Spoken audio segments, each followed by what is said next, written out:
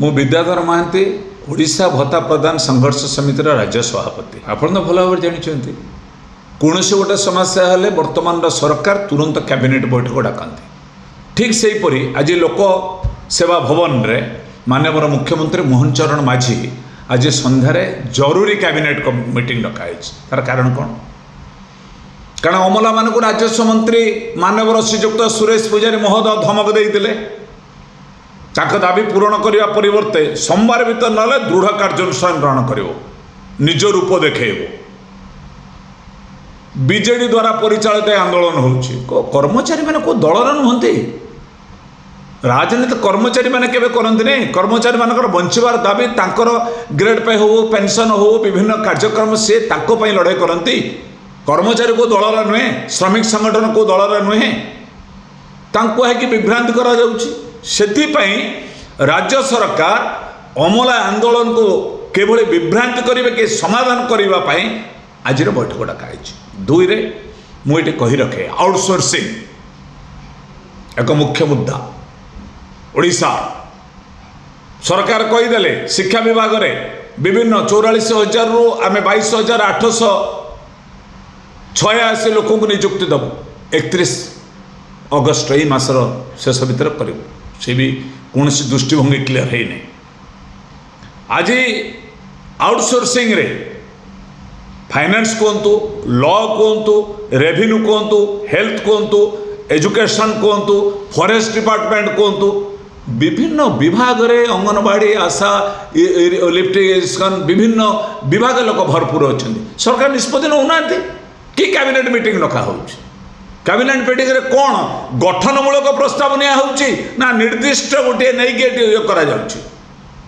दुख प्रकाश करुच्ची आमको बारंबार एसएस ईपीडी डिपार्टमेंट सामाजिक सुरक्षा भिन्नक्षम सशस्त्रीकरण विभाग मंत्री मान्यवर श्रीजुक्त नित्यानंद गंड साहेब शिक्षा विभाग दायित्व अच्छी आमर सामाजिक सुरक्षा भिन्नक्षम सशस्त्रीकरण अच्छा।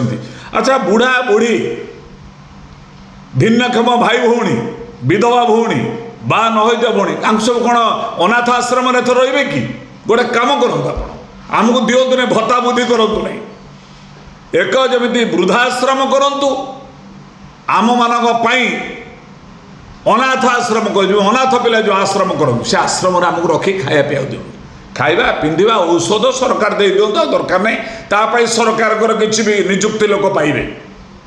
यही जिनस गोटे शाला करा जाऊ ये बुढ़े बढ़ेबे नहीं।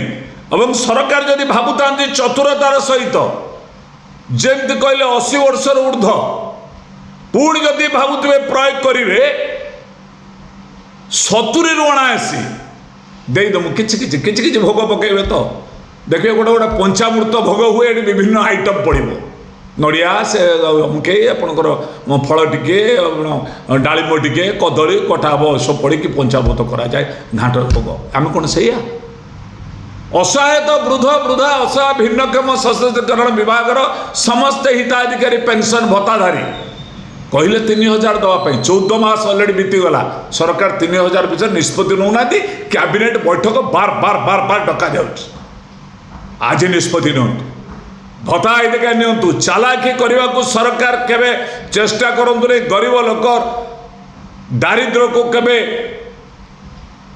अणदेखा करूँ ना।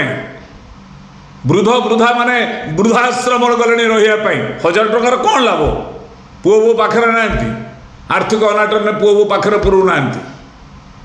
तेणु ये संपर्क में आज कैबिनेट बैठक गुरुत्वपूर्ण निष्पत्ति ने मु आशा करुच्ची आज एक ओडिशा रे देखा जाइथिबा सामग्रिक भाव में आंदोलन होउतबा अमला हो पारे आउटसोर्सिंग हो पारे शिक्षक हो पारे अंगनवाड़ी आशाकर्मी हो पारे विभिन्न विभाग स्वास्थ्य कर्मचारी हो पारे जो देखा देइछि आज ये संपर्क में तुरंत आज संध्यार बसुवा कैबिनेट बैठक में गुरुत्वपूर्ण निष्पत्ति ने बोली आशा विश्वास करुच्ची।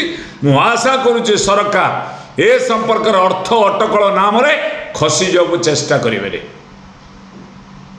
आमर मु कही आरएसएस गोपालन होउचंती आमर सामाजिक सुरक्षा सशस्त्रीकरण विभाग होउचंती सचिव ताकर प्लान कौन let's give the suggestion in the cabinet meeting chief secretary अच्छा मनोज आहूजा जी ये संपर्क में 14 मास हो गला भत्ता पर राज्य सरकार कौन निष्पत्ति नहीं पार्लानी मुझे आशा करुच्ची आज गुरुत्वपूर्ण बैठक ओडिशा रे देखा जाइतिबा आंदोलन समाधान पाई सरकार अनाहार रे थिबा बा दारिद्र्य भितर थिबा हजार टंका पाउथबा भत्ता आदायकारी माने सेई मान को प्रतिशोध देइतिबा आपनकर सरकार मो सरकार लोकंक सरकार गरीबर सरकार तुरंत आज निष्पत्ति नेबे यही आशा यही भरोसा मोर आज राज्य सरकार निकट दाबी पड़ुछि।